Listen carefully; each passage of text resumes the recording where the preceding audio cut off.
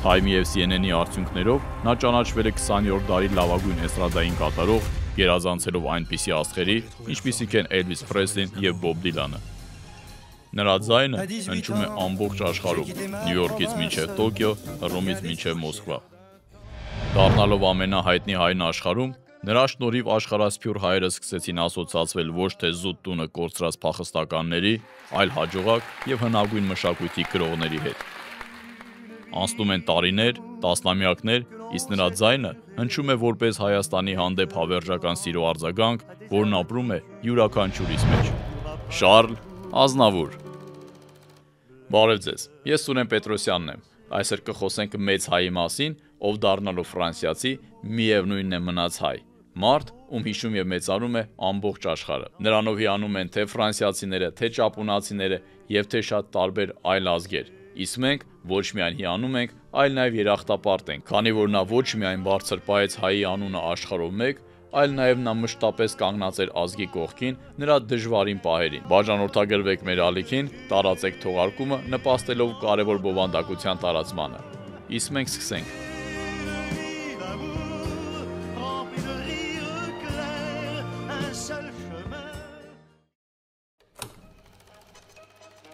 Շահնուր Վաղինակ Ազնավուրյանը իր ներգաղթյալ հայ համերաշխ ընտանիքում Ֆրանսիայում ծնված միակ երեխան էր։ Ֆրանսիացի պետական ծառայողը, որ գրացումներ էր իրականացնում, զարմացած էր անսովոր և ոչ ֆրանսիական Շահնուր անունից, և չհասկանալու թե ինչ անուն է դա, առաջարկեց երեխային տալ Շառլ ֆրանսիական անունը։ Այսպես ավելի քան 100 տարի առաջ լույս աշխարհ եկավ բազմաթիվ սերունդների ապագա կուռքը՝ Շառլ Ազնավուրը։ Նրա հայրը՝ Միխայիլ Ազնավուրյանը, ծնունդով Թիֆլիսից էր։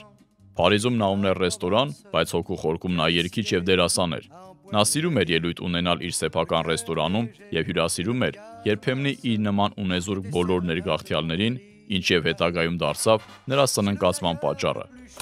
Ազնավուրի մայրը՝ Քնար Բաղդասարյանը, հրաշքով էր փրկվել հայոց ցեղասպանությունից, ով նաև իր ընտանիքի միակ փրկվածն էր։ Ազնավուրյանները հաստատվեցին Փարիզում, որտեղ այդ ժամանակ հազարավոր հայեր նոր կյանք էին սկսում, առանց գումարի, առանց փաստաթղթերի, սակայն մեծ հույսով և մեծ աշխատասիրությամբ։ Շառլը ունեցել է դժվար, բայց ոչ դժբախտ մանկություն։ Նա սկսեց բեմ բարձրանալ վաղ տարիքից, իսկ ընտանիքը մշտապես աջակցում էր նրան իր բոլոր նախաձեռնություններում։ Նա մեծացել է այնպիսի մարդկանց շրջապատում, ովքեր չունեին ոչինչ, բացի արժանապատվությունից, երազանքներից և լավ կյանքի ձգտումից։ Հենց ծնողների փոքրիկ ռեստորանում էր, որ բեմը դարձավ նրա կյանքի մի մասը,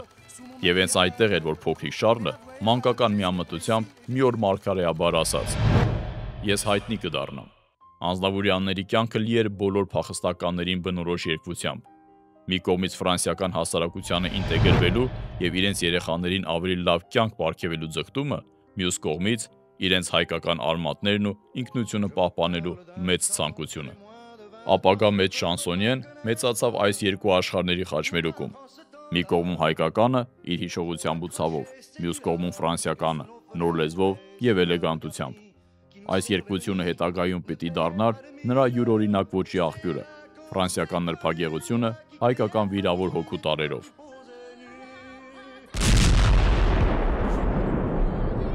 Ազնավուրի ընտանիքի կարևոր փուլերից մեկն էր Երկրորդ համաշխարհային պատերազմի ժամանակահատվածը։ Նրանց մշտապես հետապնդում էր մեծ տագնապը։ Այդ առումով նրանք էականորեն տարբերվում էին Փարիզի այլ բնակիչներից։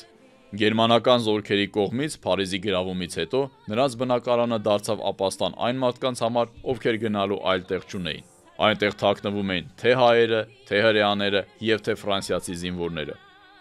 Շառլի ծնողները՝ Միշա և Քնար Ազնավուրյանները, այն համոզմունքի կրողն էին, որ մարդ պետք է պահպանի մարդկային որակները նույնիսկ ամենադժվարին պայմաններում։ Նրանք իրենց երեխաներին դաստիարակել էին այս ոգով և օրինակ ծառայել, քանի որ իրենք բոլորից լավ գիտեն, թե ինչ է դժբախտությունը և որքան կարևոր է աջակցություն այդ ժամանակ։ Այս դժվարին ժամանակահատվածում ճակատագրի բերումով Ազնավուրյան ընտանիքի ճանապարհը խաչվեց բանաստեղծ և դիմադրության մարտիկ Ֆրանսիայի ապագա հերոս Միսակ Մանուշյանի հետ, որին Ֆրանսիան մեծարում է ամենաբարձր մակարդակով։ Ազնավուրյանները իրենց հնարավորությունների սահմաններում աջակցել են ֆրանսիական դիմադրությանը, մասնակցելով տարբեր գործողությունների, որոնց մեջ էին նաև իրենց երեխաները, Շառլը, որը պատերազմը սկսելու պահին հազիվ 15 տարեկան էր, եւ նրա քույրը Այդան։ Օգնելով իրենց ծնողներին, նրանք այրում էին գերմանական համազգեստները վառարանում եւ գիշերը դեն նետում նրանց զենքերը։ Երբեմն նրանց մոտ ապաստան գտածների ճակատագիրը մնում էր անհայտ, բայց ընտանիքը շարունակում էր օգնել առանց որևէ ակնկալիքի։ 2017 թվականին գնահատվեց Շառլի եւ նրա քրոջ վաստակը։ Նրանք պարգևատրվեցին Ռաուլ Վալենբերգի մեդալով ի նշան երախտագիտության, նրանց ցուցաբերած սխրանքի եւ մարդասիրության համար։ Վերապրած ցեղասպանության ընտանեկան հիշողությունները եւ երկրորդ համաշխարհային պատերազմի ականատես լինելը տալիս են այն հարցի պատասխանը, թե ինչու են Շառլի երգերում հաճախակի հնչում լուսավոր թախիծն ու հավատն առ այն, որ մարդն ունակ է գտնել լույսը նույնիսկ ամենախավարում։ Նույնիսկ պատերազմի թոհուբոհում Անձնավուրը երբեք չէր դադարում երազել բեմի մասին։ Ճակատագիրը ժպտաց նրան պատերազմի ավարտից հետո։ Մի պատահական միջադեպի շնորհիվ նա հանդիպեց դաշնակահար Պիեր Ռոշին։ Պատահականություն բառի ուղիղ իմաստով։ Հաղորդավարը շփոթել էր նրանց անունները եւ հայտարարել բեմում նրանց համատեղ ելույթը։ Երիտասարդ արտիստները առանց շփոթվելու դուրս եկան բեմ եւ հասկացան, որ նրանց միասին կատարումը շատ ավելի լավ է հնչում։ Այսպես ծնվեց մի դուետ, որը դարձավ Շառլի ապագա կարիերայի առաջին քայլը։ Սակայն հանդիսատեսի սիրուն արժանանալու ճանապարհը հեշտ չէր։ Անձնավուրի ձայնը այդ ժամանակ ոչ բոլորին էր դուր գալիս։ Պատահել է, որ համերգներին Շառլը նույնիսկ սուլոսների է արժանացել։ Նա ավելի շատ երաժշտություն եւ բառեր էր գրում հենց Ռոշի երգերի համար։ Ռոշի հետ իր առաջին համատեղ ելույթից հետո Շառլն ավելի ինտենսիվ է սկսում աշխատել։ Նրա ձայնն աստիճանաբար ավելի վստահ եւ ինքնատիպ է դառնում, իսկ երգերը խորը, որն էլ հետագայում նրան տարբերեց բոլորից եւ որոշ ժամանակ անց ճանաչում բերեց նրան։ Սակայն միայն որոշ ժամանակ անց։ Նրա ժամանակը դեռ չէր եկել։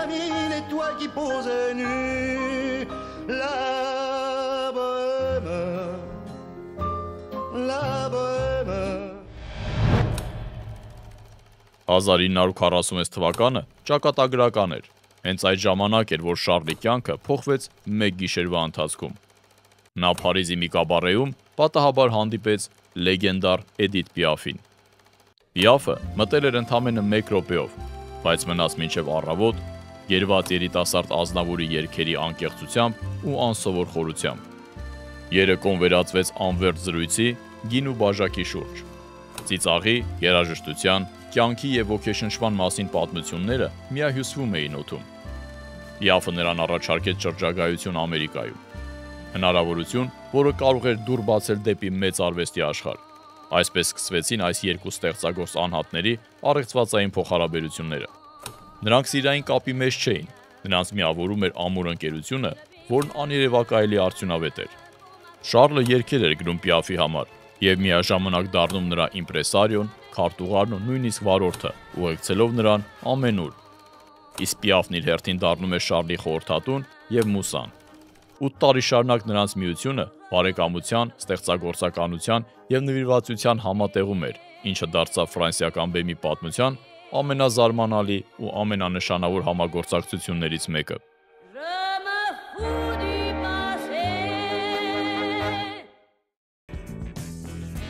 Ամերիկա կատարած ուղևորությունից հետո Պիեր Ռոշայի եւ երիտասարդ Շառլ Անձնավուրի դուետը սկսեց ելույթներ ունենալ Կանադայում։ Նրանք ձայնագրեցին իրենց առաջին 6 սկավառակները եւ կատարելագործեցին իրենց բեմական վարպետությունը։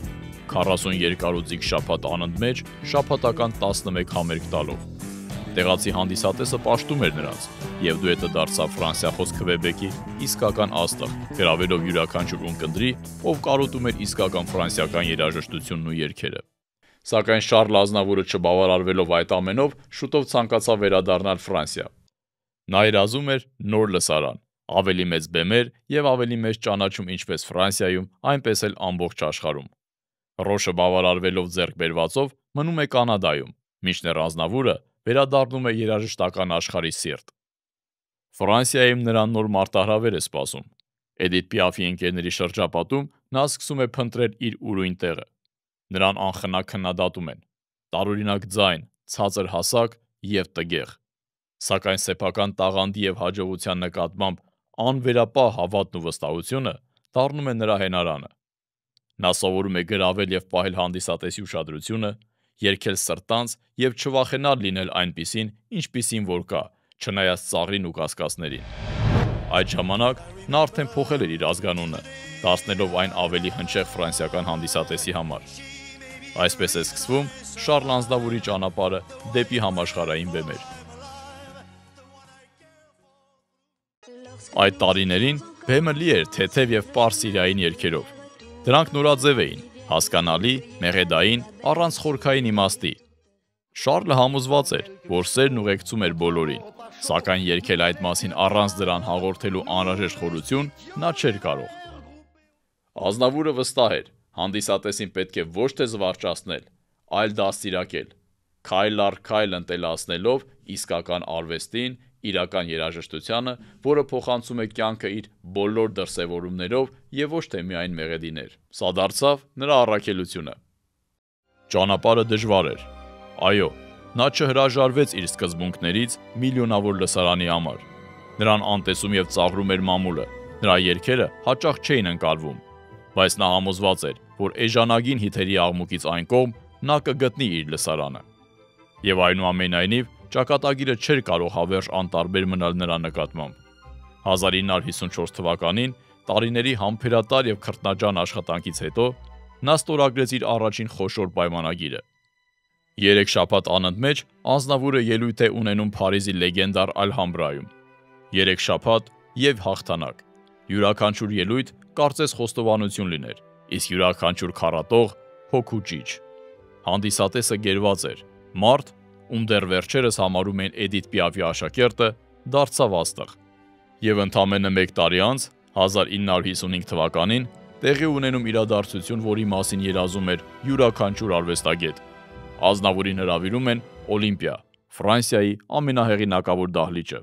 Այսպես, ծնված լինելով հայ գաղթականների ընտանիքում, չունենալով ոչ փաստաթղթեր, ոչ էլ հեռանկարային եւ խոստումնալից ապագա, իսկ ֆրանսիացիների կողմից արժանանալով հիմնականում կարեկցանքի,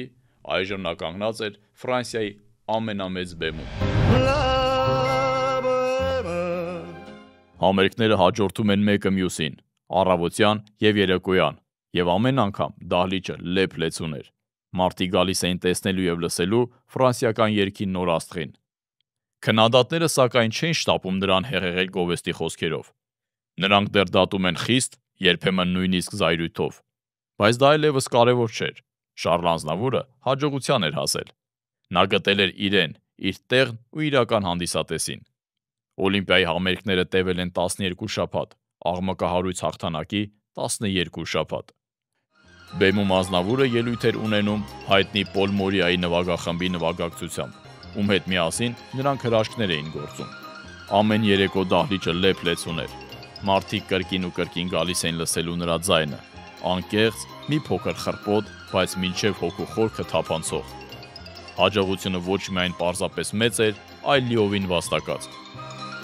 Այդ բոլոր տարիների կասկածները, անհաջողությունները, պայքարն ու համառությունը վերջապես վերածվեցին հսկայական հաջողության եւ բերեցին աննախադեպ ճանաչում։ Շարլ Ազնավուրը վերջնականապես մտավ ֆրանսիական բեմի պատմության մեջ որպես յուրահատուկ ոճ ունեցող արվեստագետ։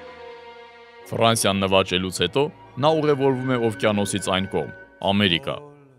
Այժմ նրան ուղեկցում են մեծ քաղաքի լույսերը, փողոցների եռուզեռը եւ ջազի հնչյունները։ Եվ այնուամենայնիվ, այս նոր աշխարհում նա մնում է ինքն իրեն հավատարիմ։ Ազնավուրը մի փոքր շփոթված էր քայլում Նյու Յորքի փողոցներով, բայց այլևս ոչ ոք չէր ծիծաղում նրա վրա։ Նրան սիրում էին։ Նրան սիրում էին իր ազնվության, այն մարդկայնության համար, որ արտահայտված էր նրա երգերի ամեն մի բառում։ Նա երգում է միայնության, ծերության, վախի եւ մարող սիրո մասին։ Նրանից առաջ ոչ ոք չէր համարձակվել այդքան բացահայտ անդրադառնալ այս թեմաներին։ Նա առաջինն արեց դա։ Եվ ահա Քարնեգի հոլ, լեգենդար բեմ, որտեղ միայն ընտրյալներին էր վիճակված ոտու դնել։ Դահլիճը լեփ-լեցուն էր, հանդիսատեսը շունչը պահած։ Յուրաքանչյուր երգ ընդունվում էր ծափահարությունների տարափով։ Սա իսկական համաշխարհային հաջողություն էր։ Միայն քչերին է հաջողվել մուտք գործել ամերիկյան երաժշտական աշխարհ, որտեղ գրեթե անթափանց երկաթե վարագույրը բաժանում է Եվրոպան եւ Միացյալ Նահանգները։ Բայց դա հաջողվեց Ազնավուրին։ Նրա երաժշտությունը հաղթահարում էր մշակութային և լեզվական բոլոր սահմանափակումները, քանի որ այն խոսում էր մարդկային զգացմունքների համընդհանուր լեզվով։ Արդյունքում նա դարձավ ամենապահանջված արտիստը, վաճառելով իր ստեղծագործությունների ավելի քան 200 միլիոն օրինակ։ Ազնավուրին իր երիտասարդության տարիներին ամերիկյան երկնաքերերը անհասանելի էին թվում, հեռավոր, գրեթե անհնարի մի խորհրդանիշ։ Նա նայում էր դրանց երազանքով, այն լուր համառությամբ, որ միշտ ապրել էր նրա մեջ։ Եվ հիմա նրա անունը այդ երկնաքերերի վրա է։ Նրա պաստառները փայլում են Նյու Յորքի լույսերի մեջ, նրա երգերը լսվում են աշխարհի ամենահեղինակավոր բեմերում։ Ազնավուրը նվաճել է աշխարհը։ Երկաթե վարագույր։ Աշխարհը բաժանված է երկու ճամբարի, իսկ Սփյուռքի հայերի համար Հայաստանը անհասանելի է և փակ, բայց միևնույն ժամանակ գրավիչ։ 1963 թվականին Ազնավուրն առաջին անգամ տեսավ Արարատը, որը նա իր ողջ մանկության ընթացքում տեսել էր միայն իր տան նկարներում։ Ազնավուրը ժամանել էր։ Երգիչը, որի երգերը հայտնի էին ամբողջ աշխարհում, վերադարձել էր իր նախնիների ծննդավայրը, իր հայրենիք։ Հայաստանը նրան դիմավորեց որպես հերոս։ 100 հազարավոր մարդիկ սպասում էին նրան։ Քաղաքը եռում էր սպասումից։ Համերգի տոմս ձեռք բերելը գրեթե անհնար էր։ Հանդիսատեսը կանգնած էր միջանցքներում, սեղմված դահլիճի պատերին, նրան լսելու և պարզապես տեսնելու համար։ Լավագույն տեղերը, ինչպես սովորաբար լինում էր, տրամադրվել էին կուսակցական պաշտոնյաներին։ Առաջին շարքերը զբաղեցնում էին նախարարները, դիվանագետներն ու պետական պաշտոնյաները։ Բայց Ազնավուրը համաձայն չէր դրան։ Նա վճռականորեն պահանջելով ասաց. «Յուրաքանչյուր համերգի ժամանակ ինձ 7 տեղ է պետք առաջին շարքում»։ Նրան պատասխանեցին, որ դա անհնար է, և այդ տեղերը զբաղեցնում են նախարարները։ Ազնավուրը հանգիստ, բայց վճռականորեն պատասխանեց. «Կամ դուք ինձ համար 7 տեղ կգտնեք, կամ ես կհեռանամ»։ Իհարկե, տեղերը գտնվեցին։ Նրա հայ ազգականները առաջին շարքում էին։ Ազնավուրի համար Հայաստան ավելի էր, քան պարզապես իր նախնիների երկիրը։ Այստեղ նա զգում էր, որ իր երաժշտությունը վերադառնում է իր իրական արմատներին։ Այստեղ նա մարդ էր, ով ոչ միայն տուն էր վերադարձել, այլ վերագտել էր իր տունը։ Հայոց ցեղասպանության 60-րդ տարելիցի առթիվ Շառլ Ազնավուրը հայտնի հայ ազգի կոմպոզիտոր Ժորժ Կարվարենցի հետ միասին գրեց «Նրանք ընկան» երգը, որը հարգանքի տուրք էր ի հիշատակ Օսմանյան կայսրությունում հայոց ցեղասպանության զոհերի հիշատակին։ Մեծ ազդեցություն և հռչակ ձեռք բերելով Ազնավուրը հետևողականորեն կիրառում էր փափուկ ուժի ռազմավարությունը, փոխելով հայերի կերպարն ամբողջ աշխարհում։ Նրա ստեղծագործություններում առանձնահատուկ տեղ էր զբաղեցնում հայկական թեման։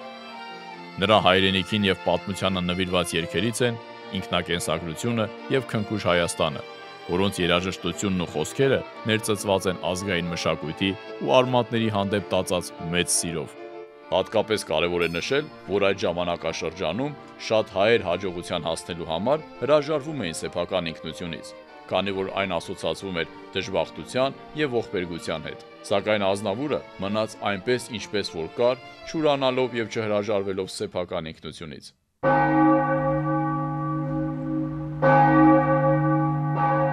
Սպիտակ երկրաշարժի աղետը նրա համար դարձավ անձնական ողբերգություն։ 1988 թվականի դեկտեմբերի 7-ի առավոտյան երկիրը ցնցվեց։ Սպիտակ քաղաքն ամբողջովին ավիրվեց։ Տեղի էր ունեցել 1000 տարվա ընթացքում ամենաավերիչ երկրաշարժերից մեկը։ 25,000 մարդ զոհվեց։ Դեկտեմբերյան ցրտին -15 աստիճան Ցելսիուսի պայմաններում կես միլիոն մարդ մնաց անօթևան։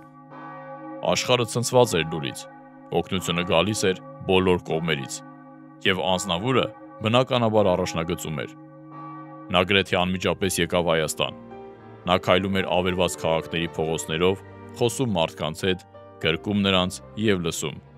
Նա իր հետ հույս էր բերել։ Մարդիկ նրանում տեսնում էին հայի, ով իրենց պես լաց էր լինում իր ազգին բաժին հասած ողբերգության համար։ Ազնավուրն արագորեն գործի անցավ։ Նույն թվականին նա հիմնադրեց Ազնավուրը Հայաստանի համար բարեգործական ասոցիացիան, որը 10 տարվա ընթացքում հավաքագրեց ու երկրին նվիրաբերեց մոտ 30 միլիոն դոլար։ Այս միջոցներն օգտագործվեցին հիվանդանոցներ վերանորոգելու, դպրոցներ և նոր տներ կառուցելու համար։ Եվ այդ ժամանակ ծնվեց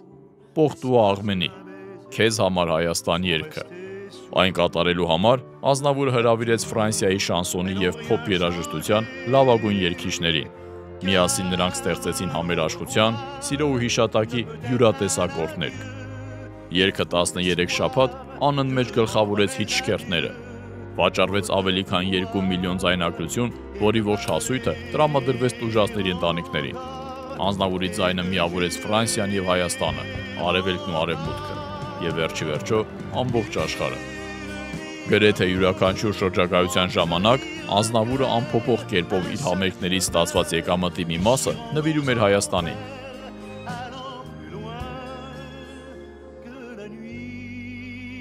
Տարիների ընթացքում Շառլ Ազնավուրը ավելի հաճախ էր խոսում ոչ թե փառքի, այլ ժամանակի մասին, թե որքան արագ է այն թռչում և որքան կարևոր է այն չվատնել։ Նա շարունակում էր գրել երգեր, անկեղծ, խորը և մարդկային ինչպես միշտ։ Նրա համերգները դահլիճներ են լցրել ամբողջ աշխարհով մեկ, սակայն դրանցում չկար անհարկի պերճություն, այլ միայն անկեղծություն ու հոգի։ Նույնիսկ իր ծերության տարիներին նա բեմ բարձրացավ աչքերի նույն փայլով, ինչ երիտասարդության տարիներին։ Նրա ձայնը թեթևակի դողում էր, շարժումները դանդաղում էին, բայց էներգիան նույնն էր և իրական։ Նա երգում էր, որովհետև չէր կարող ապրել առանց երգի։ Նա ասում էր. «Ես անցյալով չեմ ապրում, ես դեռ այնքան գործ ունեմ անելու»։ Շառլ Ազնավուրը մահացավ 2018 թվականի հոկտեմբերի 1-ին, թողնելով ոչ միայն երաժշտություն, այլև բառերի, նոտաների և զգացմունքների մի ողջ աշխարհ։ Ամբողջ Ֆրանսիան և ամբողջ Հայաստանը սգացին նրա մահը։ Երկու հայրենիք հրաժեշտ տվեցին մի մարդու, ով պատկանում էր երկուսին էլ։ Այսօր, ինչպես նախկինում, նրա ձայնը հնչում է Փարիզի փողոցներում, Երևանի տներում և նրանց սրտերում, ովքեր երբևէ լսել են նրա տողերը սիրո, միայնության և հույսի մասին։ Նա նվաճեց աշխարհը սիրով, անկեղծությամբ ու ճշմարտությամբ։